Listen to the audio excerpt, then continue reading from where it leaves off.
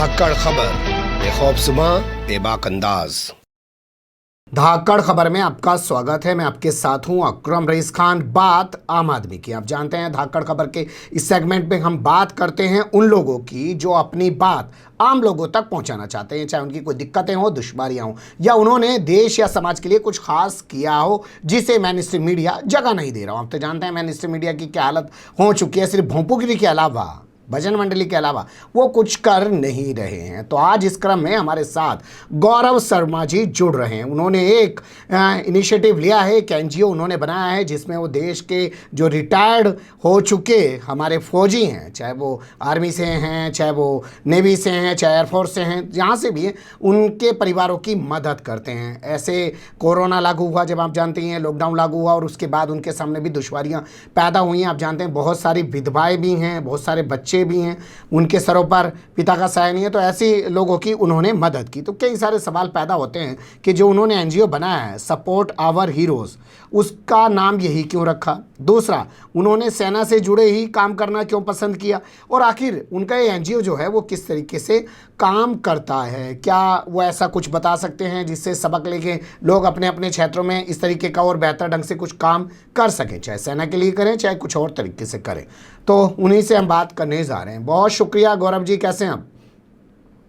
मैं बहुत अच्छा हूँ अकरम जी, आप कैसे हैं?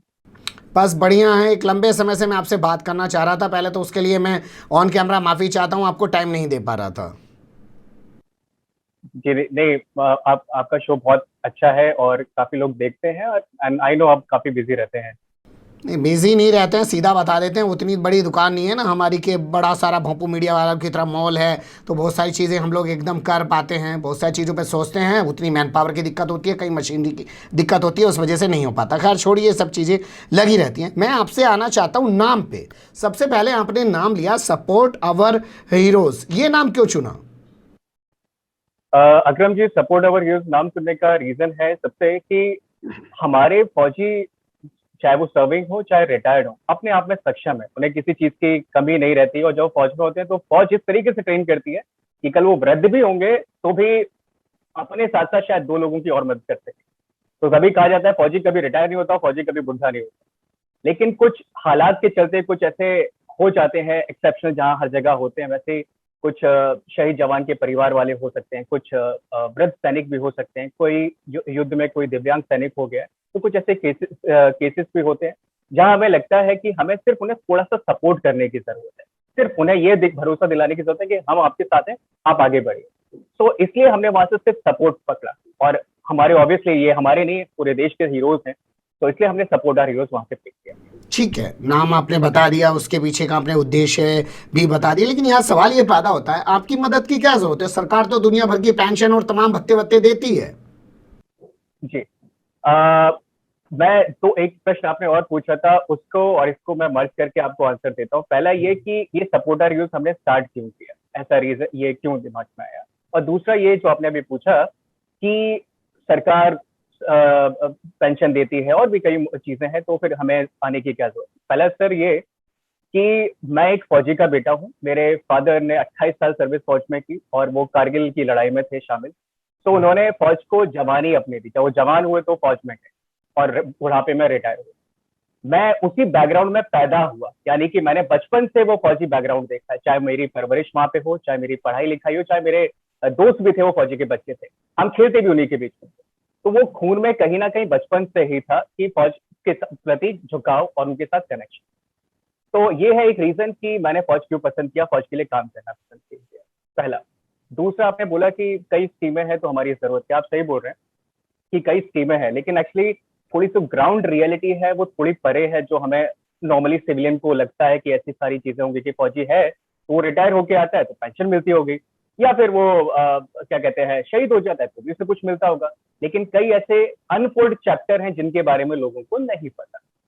पहला ये कि जो जवान जब शहीद हो जाता है, पहली चीज, तो कई उसी टाइम, क्योंकि कई मीडिया कवरेज होती है, वो न्यूज की सुर्खियां बन चुका होता है, बहुत कवरेज मिलती है।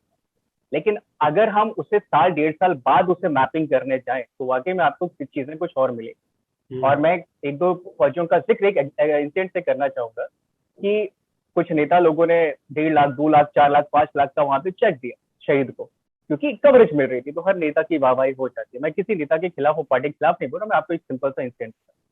लेकिन जब आप उनसे मैं मिला 1.5 2 2.5 साल बाद, तो पता चला कि साहब उन्होंने जो 10 लाख का चेक दिया था एमएलए साहब ने, वो बाउंस हो गया। तो ये जो बाउंस वाली जो इंसिडेंट है, या तो सिर्फ एमएलए साहब को पता होगा या उस शहीद परिवार को पता होगा, आप और हम जैसे लोगों को नहीं पता चलता। तो कहने का ये मतलब है, ऐसे में भी लोग अपना लाइमलाइट में आने की कोशिश करते हैं, उसके साथ मजाक बनाना वो एक सही बात नहीं है। दूसरी बात ये कि जवान शहीद होता है तो चलो उसकी फैमिली है, रिटायर होता है तो पेंशन है। लेकिन कई लोग ऐसे भी हैं कि सर जिन्हें पेंशन नहीं मिलती है, कारण कि वो सर्विस में थे, किसी कारणवश उन्हें छुट्टी नहीं मिल पाई, उन्होंने छुट्टी के लिए अप्लाई किया, मान लीजिए उनके डोमेस्टिक रीजन हो सकते हैं कि माता जी बीमार है, घर में कोई है नहीं देखने के लिए, तो मुझे जाना होगा, लेकिन छुट्टी संक्शन नहीं हुई। और वो लेकिन उन्हें फैमिली रीजन इतना ज्यादा महत्वपूर्ण था छुट्टी लेना कि उन्होंने कागज डाल दिया कि सर मुझे जाना पड़ेगा। ऐसे एक नहीं, दो नहीं, तीन नहीं, हजारों केसेस है जिन्हें हम नॉन पेंशनर्स कहते हैं। पेंशन के लिए 15 साल की सर्विस होना अनिवार्य है। यहाँ पे कई लोग हैं जिन्होंने 10, 11, 8, 5, 6 साल सर्विस की है, आज वो 70, 75, 80 साल के हैं। शायद अब ये उनकी वो उन्हें शायद मेरे हिसाब से जो उन्होंने सर्विस पूरी नहीं की, इमोशन सामने आ गया आज, उसके लिए शायद वो परेशान।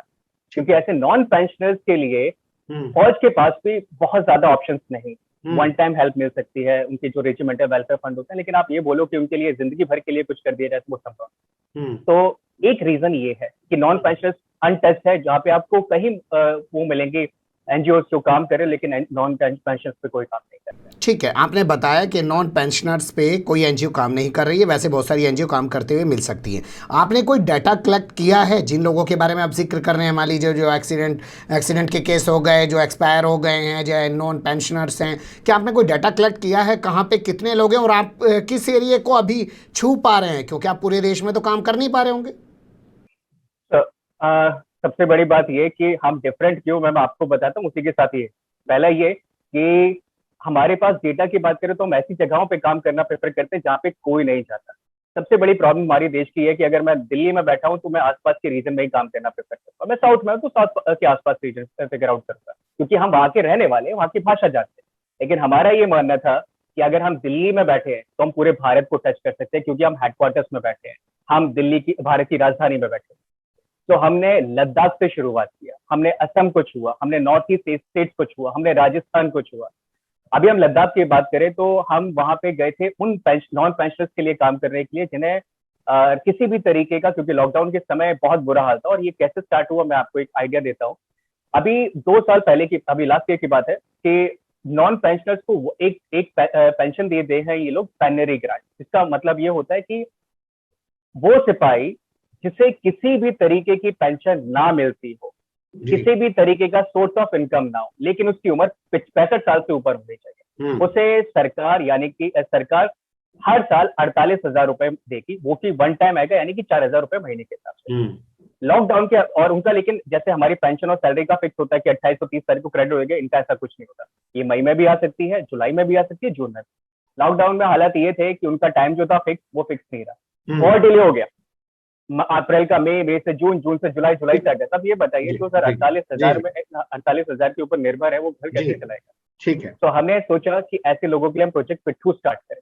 उसका पर्पस ये, जो सैनिक जिसे किसी तरीके की आय नहीं है, वो या उसकी विधवा, वो जब तक जीवित है हम उसे मंथली राशन जिंदगी भर दें।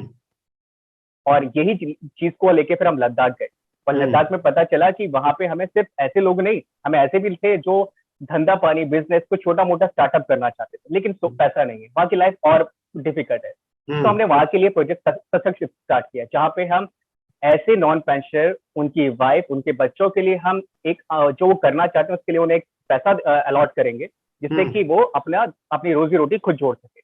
तो अभी हमने 2 सिपाहियों के लिए जनरल स्टोर खुलवाया, 3 जिनमें से 2 फौजी की बेटी हैं, उनको हमने सिलाई मशीन दी। उनका कहना था सर अगर हमें सिलाई मशीन मिल जाएगी तो यहाँ पे हम, कोई सिलाई का काम नहीं है, बुटीक सेंटर नहीं है, हम यहाँ से कुछ अपनी रोजी रोटी बना सकते हैं। ठीक है, कुल मिला के आप 2 तरीके से काम कर रहे हैं, एक तो आपने राशन दे रहे हैं और दूसरा आप उनका स्टार्टअप शुरू करा रहे हैं, कोई काम धंधा उनका शुरू हो जा रहा है जिससे उनका जीवन आगे बढ़ता रहे।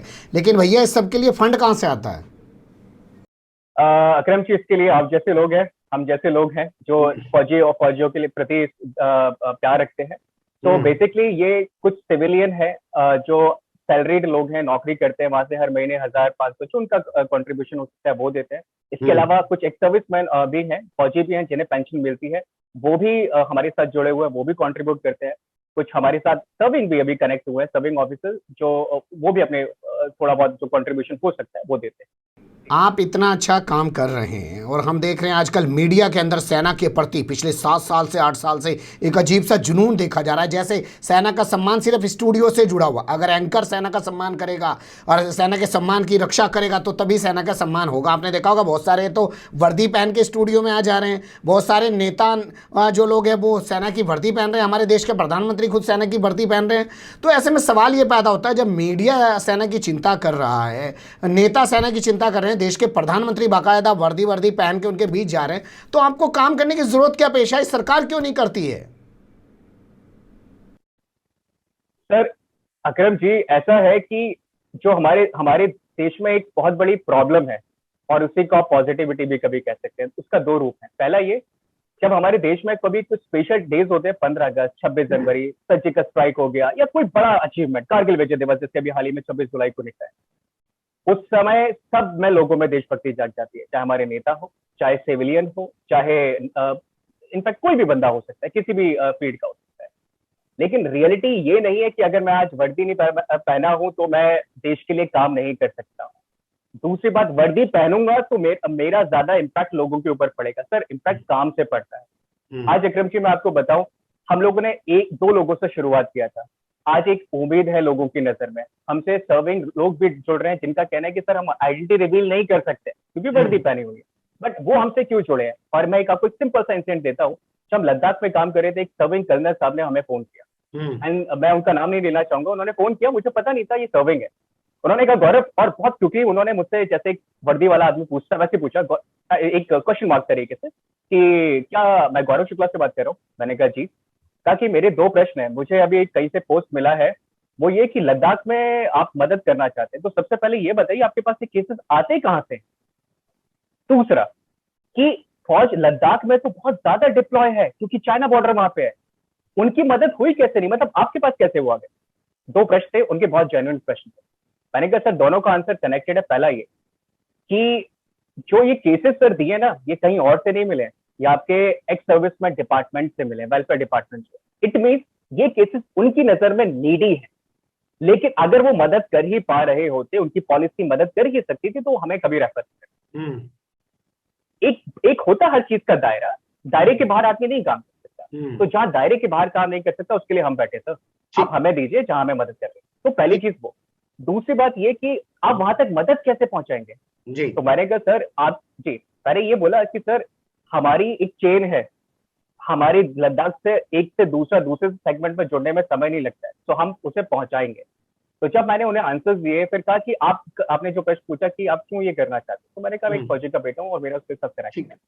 तो बाद में उन्होंने उसे इसके लिए कंट्रीब्यूट किया और बाद में उन्होंने बताया कि मैं सर्विंग ऑफिसर। बहुत बहुत अच्छी बात है, जब आपकी चीजों को लोग समझते हैं तो आपकी मदद के लिए आगे बढ़ते हैं। लेकिन मैं अपने सवाल पे फिर आना चाहता हूँ, क्या आपको जो आज देश में चारों तरफ इस सरकार के आने के बाद से सेना का गुणगान हो रहा है, चाहे वो स्टूडियो हो चाहे वो नेता हो, उनके पास नहीं जाना चाहिए था? उनको ये आईना नहीं दिखाना चाहिए था, या उनको नहीं कहना चाहिए था कि रात दिन गीत गा रहे हो अपने स्टूडियो से, ये भी दिखाओ सेना के लोगों के सामने, ये भी दिक्कत है?